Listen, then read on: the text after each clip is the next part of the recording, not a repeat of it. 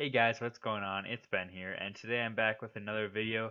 This one is going to be about the Milwaukee Bucks, and essentially why I'm making this video is because I think that the Milwaukee Bucks are having a really good season right now. They look really promising. They're currently the 2 seed in the East, but what I was thinking was this could be a flash in the pan. I don't want it to be that, but it could be that. As we see, the Celtics are rising in the standings pretty quick as of late. Indiana's a real team, and Philly is really improved since the Jimmy Butler trade. They're like 9-2 or something. Basically, actually, Philly is only a half game behind Milwaukee, and they could pretty easily overtake them in the next couple of days here. That would put Milwaukee down to the 3 seed, and essentially what that means is that in the playoffs, if they get to the second round, they could face not having home court advantage and having to go to Philly for 4 games and Milwaukee for only 3. And that could lead to them losing that series and only being a second round team when a lot of people see them as a conference finals team this year or an NBA finals team, even potentially, if they could beat the Raptors somehow. So the reason I'm making this video is that I think that Milwaukee's had a really good season and they just need like one trade to solidify them as a really big and competent contender that can be a title favorite or at least get to the finals and battle with the Warriors. So that being said, I've constructed 5 trades today that I want to talk about and basically say how they would improve the Bucks and make them much more of a contender than they are right now. So the first one is probably the least uh, transformative of the team. It probably keeps them the most the same, but it's a subtle trade that would help them quite a bit. Now, because I'm including George Hill in this trade, who the Bucks just acquired, it would have to be 2 months from now when he's eligible to be traded in uh, with another player. Basically, he can't be traded with another player for 2 months. So this would have to be in February and before the trade deadline, and it would be DJ Augustine and Nikola Vucevic coming to the Milwaukee Bucks in exchange for George Hill and Dante DiVincenzo. So, why would each team do this? I think Orlando would do it basically because if you don't know, Orlando has the most crowded front court in NBA history. They have, between just players that play power forward or center, they have Nikola Vucevic, Timothy Mozgov, Aaron Gordon. Besides that, they have Mo Bamba. Jonathan Isaac's been playing more power forward lately. So they have quite a few guys that could, besides Mozgov, each of those guys could easily play 30 to 35 minutes a night. And this would clear up one guy in that paint and basically clear out 30 more minutes a night for whoever would want them or need them to play more. It would also probably clear away for Mo Bamba to be starting regularly instead of Vucevic starting in front of him and give Bamba more of a chance to shine. So and also Orlando has a struggling point guard situation right now, and I think George Hill is definitely an upgrade over DJ Augustine. George Hill can just do more. He's a combo guard. You can play him next to another point guard. You could play him at point guard. I think he can create his own shot more and also distribute pretty equally to DJ Augustine. He's also a little bit bigger, so that helps too. And if they are trying to make a playoff push, I think that they would need a better point guard, and this would give it to him. They also get Dante DiVincenzo, who's just a really young, promising player who I think that they would be intrigued with acquiring because they do need a little bit of wing help as well. Uh, for Milwaukee, you get a really solid player in Vucevic, who's only on a 1-year deal for around 13 million right now. And then you get Augustine, who's almost a throw in here, but they would probably play him like 18 minutes a night as Bledsoe's backup.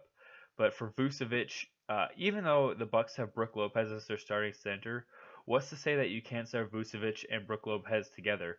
I mean, this is supposed to be the era of positionless basketball. Who cares who is the power forward on the sheet or who is the real center? Like, they both could play well alongside each other. Now, the problem with this is that they would have poor interior defense, and that Vucevic or Brook Lopez are really bad on defense, especially in the interior. Also, if you have to play one of those guys at power forward and you play a team that has a small ball power forward, you're going to struggle to keep up with them a little bit on defense.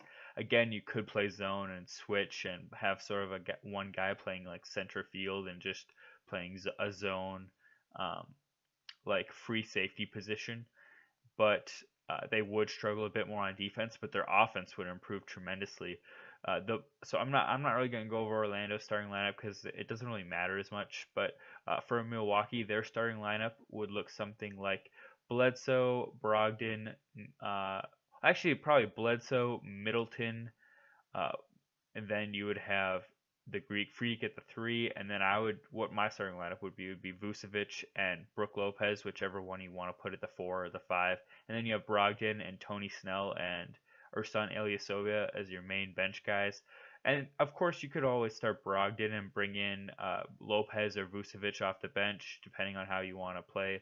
But either or, I think that really improves their lineup offensively and makes them a lot better. And defensively, they're already really solid, so I don't think it would be too terrible to have to uh, have both Vucevic and Brook Lopez on the court at the same time.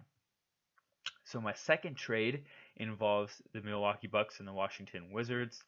Washington would be acquiring George Hill, Thon Maker, and Malcolm Brogdon, and Milwaukee would be acquiring Bradley Beal.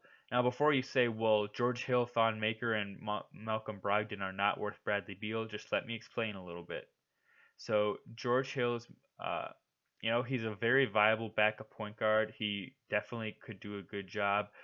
People forget 2 years ago, George Hill had his career season in which he averaged like 16 and 5 and on really good shooting numbers. He's still a viable six-man option, and he just has had more of a reduced role with playing in Cleveland when LeBron was the main ball handler, so he didn't get to play the point guard as much, and in Sacramento they didn't even play him, so people are like forgetting who he really is, but he's a good player. He'd be a good six man for them. Thon Maker's just a really good young promising player, and they're kind of lacking like good talent in the post. That he could start at center even if you wanted because Dwight Howard's out, and unless you want to continue starting Jan Mahimi, I think it wouldn't be a bad option to bring in Thon Maker. And then Malcolm Brogdon could slot in to replace Bradley Beal in the starting lineup. He's averaging 15 points a game this year, shooting 52% from the field and 48% from three. So if you expanded his role on an offense, I think that although those numbers would go down a little bit, he still would perform really well and could give you like 18 to 19 points a night and essentially replace Bradley Beal. Bradley Beal, he's the best player in this trade by far, and Milwaukee would be getting another all-star to pair with Giannis, and the starting lineup after this would look like Eric Bledsoe, Bradley Beal, Chris Middleton, Giannis, and Brook Lopez with Ilyasova and Tony Snell as your main bench guys, along with like DiVincenzo. Um, and Giannis would actually probably be the backup point guard in this scenario. But I like this trade. Maybe Washington would need an incentive like a first round pick, which I totally would get, but they're not getting a terrible deal. Uh, and also, as we saw with the Jimmy Butler trade and how it impacted the Timberwolves, just getting a guy out of the locker room who doesn't want to be there can greatly improve the morale of a team and actually translate to getting more wins, which would be good for Washington. The next trade I have on here is one that I could see this being the most plausible trade. I think it's probably the most fair for each team, and it's like the most reasonable and not outlandish. Okay, so I have it between the Bucks and the Hornets. I have the Bucks acquiring Kemba Walker and Nicholas Batum. So from a Milwaukee standpoint, they get a two-time All-Star who will again be an All-Star this year in Kemba Walker. He's averaging 28 points a game, having his best season, playing tremendously. He's leading Charlotte to a stellar 500 record, which is good for them considering their last two seasons. There's a little sarcasm there. It's not a stellar record. I just think it's ridiculous that he's playing so well and he can only drag this team to 500. They also get Nicholas Batum, who's a good wing defender. He's actually having a better season than he had previously. He's shooting like 45% from the field and like 38% from three. He had a down year the past two seasons, but he is doing a little bit better as far as his shooting percentages this year, which is what the Bucks would basically want because they want spacing on the floor. And he is a good defender and really long on the wing, which would help them as well. I have Charlotte acquiring Eric Bledsoe, Malcolm Brogdon, Dante DiVincenzo, Thon Maker, and Tony Snell. essentially what Charlotte getting here, they're getting a good enough replacement starting point guard in Eric Bledsoe, who can average 16 to 18 points a game. They're getting Malcolm Brogdon, who can also average, like, he's averaging right now 15 points a game. He's breaking out this season. As I said, as previously, his shooting statistics are 52% from the field, 48% from three. That's really good for a guy who takes mainly jump shots. That's stellar for a guy who takes mainly jump shots. So you're getting pretty close to your offensive production being replaced with those two. If you look at Walker and Batum combined for around 36 points a night, just between Bledsoe and Brogdon, you're getting 31 to 35 of those points back. Along with this, I have them acquiring DiVincenzo, Thon Maker, just as two young, promising throw-ins. You also, maybe they would need to throw in a first round pick here, and then I have them acquiring Tony Snell because he can sort of replace Batum's role as like the wiry uh, wing defender for this team. For Milwaukee, their lineup after this would look like Kemba as a starting point guard, and then at starting shooting guard you'd have Middleton, probably starting small forward, Batum, power forward, Giannis, then Brook Lopez, and then off the bench it would be a little bit more thin. You'd only have like Ilyasova and George Hill as your main guys off the bench, but hey, you're acquiring an all-star in his best season that he'll ever have, so it'd probably be worth it, I think. And again, I could see this trade happening the most of any trade out there, just because the Hornets are in a overall, just as an organization, I think that they haven't done very well over the last couple seasons, and I think that they should try and unload Kemba before he's a free agent and could potentially walk for nothing. Okay, so now how I said that last trade was the most reasonable, I think this trade is the most unreasonable, or is not unreasonable, it's the least likely to happen. But hey, I think if these teams actually consider this trade, it could happen and it could be fair enough. Okay, so I have Milwaukee and Houston trading. I have Houston acquiring Eric Bledsoe, Malcolm Brogdon, and then the same guys from the last trade: Bledsoe, Brogdon, DiVincenzo, Thon Maker, Tony Snell. Also, probably throw in 2 first-round picks for this trade, just because that's what will be needed. And then I have Milwaukee acquiring Chris Paul. So now you're probably shocked by this, just saying why would Houston ever do this? Chris Paul is far and away better than any of these players. Well, I think that is true, but also Chris Paul has had a slight down year this year so far. Last year, Chris Paul averaged around 19 points a game, and that was with more shooting and players surrounding him that were good at scoring. But this year he's only averaging 17. His shooting percentage is down from 46 to 43. His three-point percentage is down from 38 to 35. His steals are about the same. His assists are about the same as last year. But overall, just a little bit worse. His free throw percentage has gone down from 92% to 78, which is a bit worse. Of course, it's a small sample size, but just so you know, currently the Rockets are the 14 seed in the West at 11 and 14. Something is definitely not working.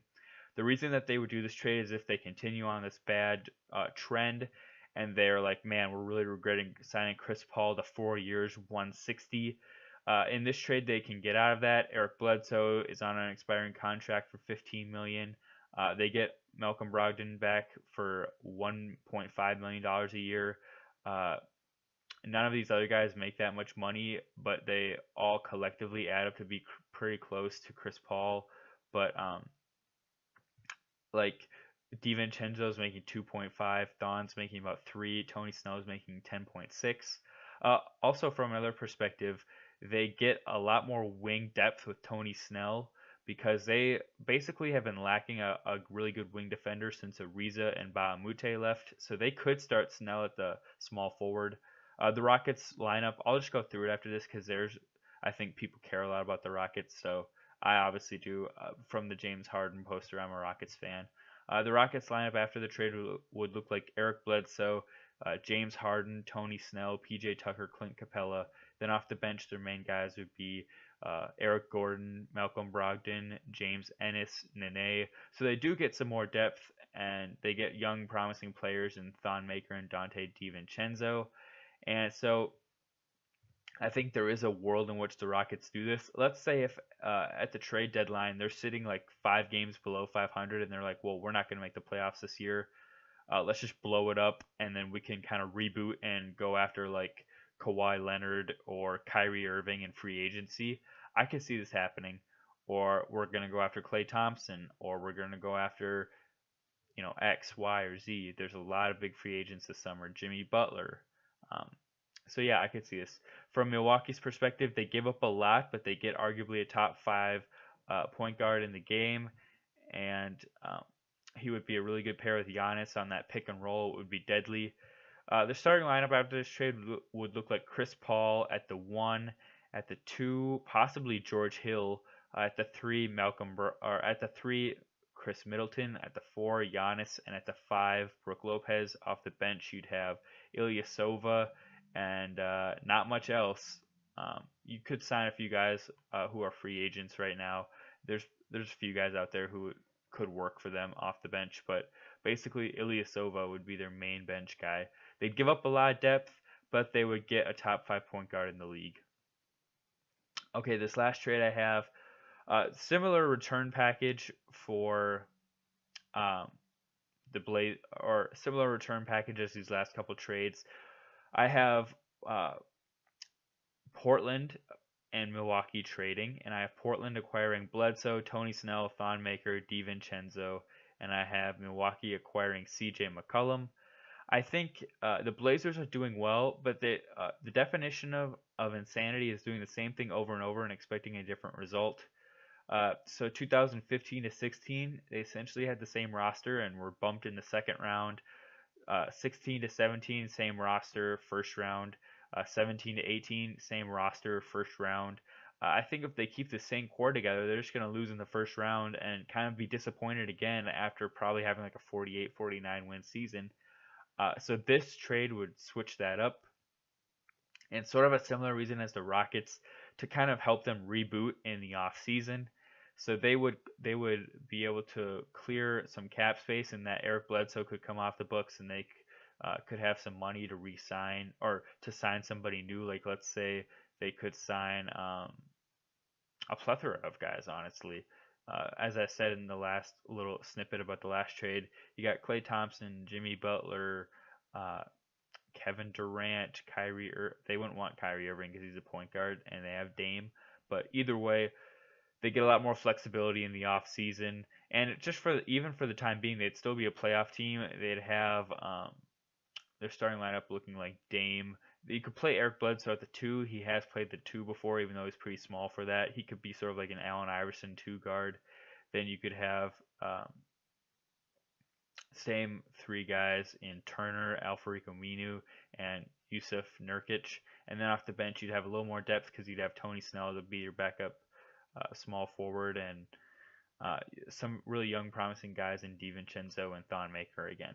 And then for Milwaukee, you would have a starting lineup looking like um, probably Malcolm Brogdon at the 1, CJ McCollum at the 2, Middleton at the 3, Giannis at the 4, Brook Lopez at the 5.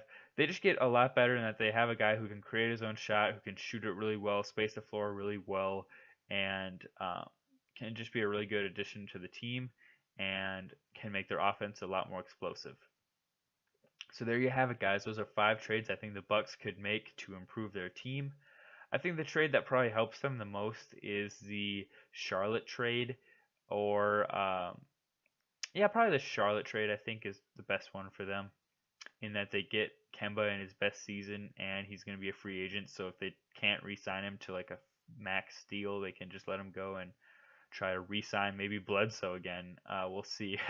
But let me know in the comments what you think of these scenarios. Let me know if you disagree or agree. I'd love to hear from you. Love to hear what you think.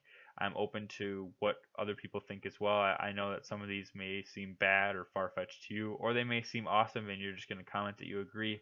Either way, I appreciate it when people comment, and I like having discussions about this stuff, so I would respond to you if you commented something.